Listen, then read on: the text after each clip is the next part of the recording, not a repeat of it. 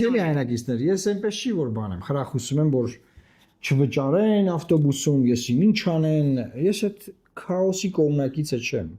Բայց ոնց ենք հասել այս իրավիճակին։ Հիմա որ խցանումներ ա, չէ՞ քաղաքում։ Խցանումները ինչի համար, որ իրենք 20,000-ից ավել շինթույլտվություն են տվել։ Փող են աշխատել դրանով, որ շինթույլտվությունները տվել են։ Քաղաքում քաոս են ստեղծել, կոյուղու ճգնաժամ են առաջացրել, ջրի ճգնաժամ են առաջացրել քաղաքում։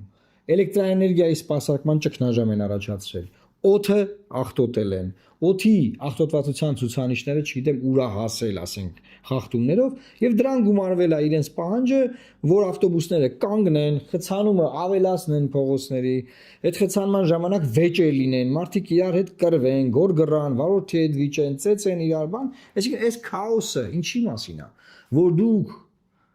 քաղաքի կառավարումը գցել եք ձեր ոտքին,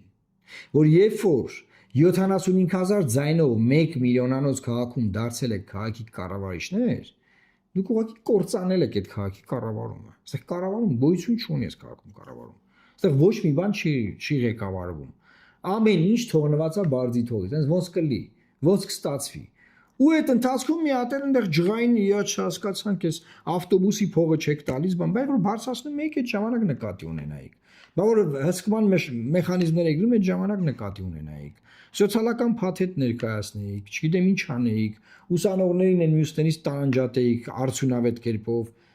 Ինչ արել եք, ձախողել եք։ Ինչ արել եք, ձախողել եք։ Տեսեք, ես